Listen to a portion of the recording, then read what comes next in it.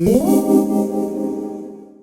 this is we don't need to slate it because this is the Okay. data type. Okay. It's unslated. Okay. It's like unplugged, but it's unslated. Hi, this is Karyn Bryant, and I'm here with Anthony and Flea from the Peppers, two of my favorite people. And actually, I just wanted to ask you a few questions about. Oh, you always make me crack up. All right, about the pit. Okay, what is your earliest memory of sort of a moshing pit? Talking about Edgar Allan Poe. Yeah, in the pencil. No. Okay. The first pit that I ever built up the guts to go when I was with Pete, my friend Pete over there. We were working on this movie Suburbia. Hi, Pete. Pete was the boom man, and Pete said, "Go, just go dive in it." They were all slamming around. I was like, "I don't know about this pit slamming stuff. I might get hurt." And they looked so angry and upset about society and stuff, and you know. And Pete said, "Just go do it." And I went and did a big flip into it, and I was very excited, and I had a lot of fun. I saw the movie. You were like 15, right? No, I was like 20. Were you?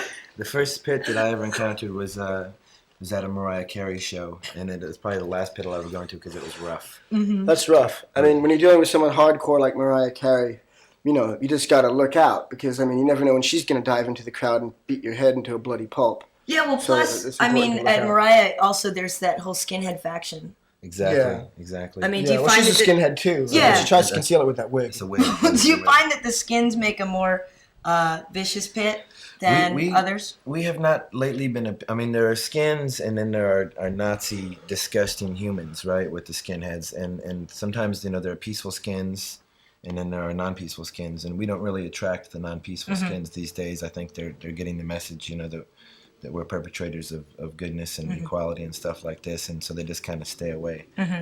Actually, that Oh, I was just going to say, I think overall, too, is like a lot of shows that I've been to where there's a lot of aggressive body contact, slamming, serious physical things going on.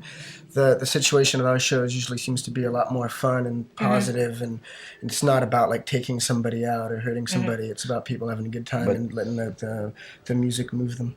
But it is like a wonderful, cosmic cesspool of physical delight traveling around in that pit. It's like an hour and a half out of someone's life where they can come and totally get all of their pent up anxiety out in a good way, by connecting to the music and the energy, and it's nice. It's nice. Well, I've noticed though, sometimes it shows people do that. Though they get there to be in the pit, and they don't really pay attention to what's going on stage. They're like, "All right, I'm at a show. I got to slam." Do you find that people are responsive to you more, or that Well, people will be slamming in the pit. They'll be swirling and slamming. They'll be slamming and swirling, and then we'll bust into Under the Bridge, and they'll all stop and they'll get in orderly little files of people, and they'll get out their back lighters and they'll start singing along all the words to the song. Well, that's good. Then that means they're really there for the right thing.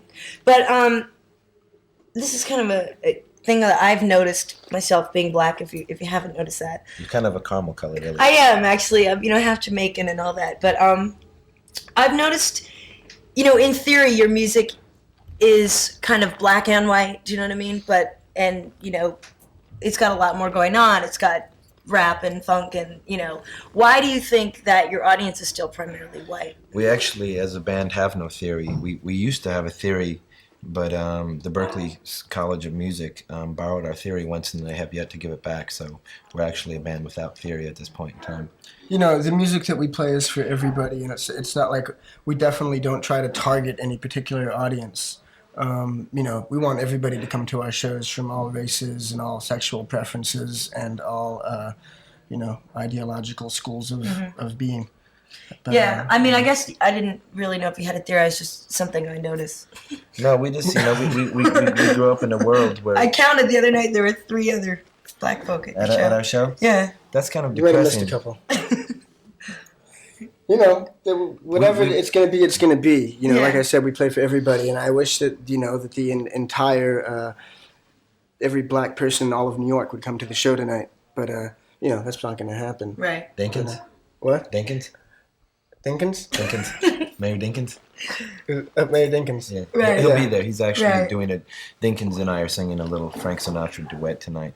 You know, and we'll take all the Bulgarians too, and the Filipinos, and the the Yugoslavian pygmies. We'll take Yeah, I all mean, of it's just something that surprises me with the message You know that you what put it is? out that I just am surprised. Unfortunately, it's the music industry that sort of limits our accessibility to people of different colors and sexual preferences or whatever, because it's such a narrowly segmented industry. With the radio, it's like you got your black radio, your white radio, your adult radio, whatever. Right. And so because the record company looks at us as white people, they don't really do their thing, or the radio doesn't want us, because we're white. It's kind of a Right. segregated industry, That's the music true. industry, and that's unfortunate because a lot of people never get to connect with what we're doing, and what we're doing, like Flea said, is for everybody. Also, it's a thing. It's like, the type of music that we play. For a long time, we didn't get on the radio at all. I think the only reason that we're on the radio now is just from sheer perseverance and work and touring and stuff. But it's like, our music has been too funky to get on the rock stations. Well, they're also the Yeah. payoffs. and too hardcore and rocked out to get on the Right. black stations. And, just through perseverance, we've gotten what we've gotten. But, like Anthony was saying, the music industry is extremely segregated, and people want to stick to their things. Right. They want to stick to what they know. And, that's a shame. That's the state of the way things are. But you know what? This show is about busting down those barriers, isn't it? Definitely, that's what this show is all about. This is a good And that's show. the thing. I mean, I used to program a radio station too, and as much as I would have liked to throw We the used to come Beasties, see you, didn't we? I know you I did. used to visit her in a radio station. As much as I would want to throw in even something like the Beastie Boys, people would call up and scream out some of the most racist stuff. And I think it is through your, perseverance that you were able to, because I don't think you never sold out and you never, did anything. I think you're definitely at the forefront. But now what happens for bands like Urban Dance Squad and, other bands that are trying to get it together and they're doing... With any band, like you can say, like any band that's like in the same sort of vein as us, like maybe Urban Dance Squad or Fishbone or whoever. The thing is, it always boils down to one thing, and it just boils down to like musicians playing in bands that have heart and have dedication and stick to what they do, and put their entire selves into it and make all the sacrifices that a musician needs to make to really make good art. And that's all it boils down to. That's all that matters. So it's like bands that you're mentioning that are good. The ones that believe in what they're doing are going to stick around and are going to persevere and are going to break down barriers. And the ones that are into it for the aesthetic or for the short-term gratification aren't going to get the things that. Right. that Well, band yeah. is. I mean, and it's definitely a coming of age on the listener's part too. I mean, they have to be, it just seems to me so natural that someone who liked Metallica would like Jane's Addiction, or so, you know what I mean? Somebody who liked a lot of different things would be able to get together and listen. And unfortunately, Well, people don't have open minds. I mean, lucky for us, we're able to get into Billie Holiday and the Velvet Underground and the Germs and Metallica and James Brown, all in the same half hour. right. James Hetfield, James Brown. Right. They're like this. Now, I asked you this once before, and I wanted to know if it had changed. I asked you guys where you thought you fit in the musical timeline of evolution, and I'm curious now if that's changed. You said something about the skin pickle thing once that I remember. Where we fit in musical evolution? Yeah, because I think that might have changed a little bit. Well, that's difficult. I think Devo's de-evolutionary theory was actually most appropriate for us, because I mean we don't really fall in any sort of linear category. I mean we're kind of like skating sideways and back and forth and up and around and behind and on top of. And Yeah, we're a very vertically horizontal band, and it's ridiculous for us to try to keep any sort of perspective on where we fit in the music industry, because we're just musicians. We just do what we do, and we play and try to do it as good as we can, and we don't try to fit anywhere except. Yeah, I mean, I don't even mean in the industry. I kind of mean in the grand scheme of things.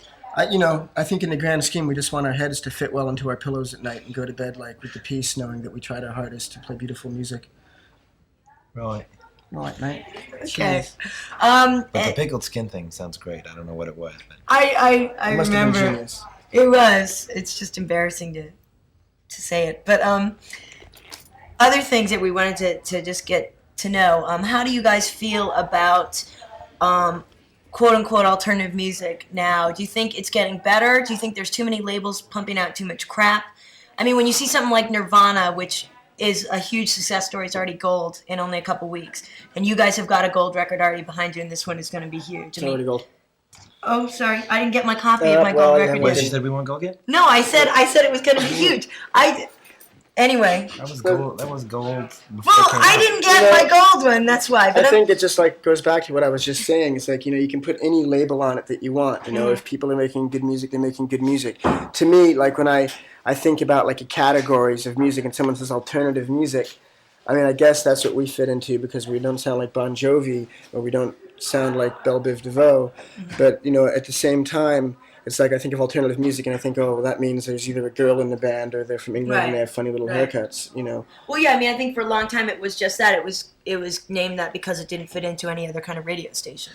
But it's always a good sign when a band that are true to themselves and to their art, like Nirvana, can completely rise above and come out of nowhere and just sail to the top like that. I mean, that's like a good little stab of hope for all the other grovelers out there who want to do what they do and not change it to fit any sort of preconceived formula and try to make it in the music business. Because if you can make it without ever having to compromise your true love in life, then that's the only way to do it. And obviously people can do it because we've done it, and Nirvana's doing it right now, and Jane's Addiction did it a little while ago. So did you guys pick the Pumpkins and Pearl Jam to go on because you knew that they were? We handpicked the Pumpkins and Pearl Jam. Pearl Jam has been rocking very hard every night. Yeah. I really like those guys. Eddie's a sweetheart. Eddie's a wonderful man. He leaves us little love notes in our wardrobe case. And the bass player has very strong legs. All right. Is there anything else you wanted to get out to the people? I just wanted to say that candy came from out on the island. Just because I love that phrase, and I don't know where Lou came up with that, but it was beautiful. And I'm waiting for Frank Sinatra to do a cover of Heroin by Lou Reed, but I'll probably be waiting for a long time. I'm waiting to go back to the hotel and have a massage, order a cucumber sandwich. Okay. Is there anything else you wanted to ask us? No, if you guys, that's cool, right? We would never, ever, ever give you the bum rush. No. I know. The only other thing I wanted was... Some other joker? We might give her the bum, but we wouldn't give her the The only other thing I wanted was... Hey, ho, hoity ho, this is Karyn Bryant Show. Hey, ho, hoity ho, this is Karyn Bryant Show. Hey, ho, hoity ho, this is Karyn Bryant Show. Hey, ho, hoity ho, we're the Red Hots and we gotta go. Oh.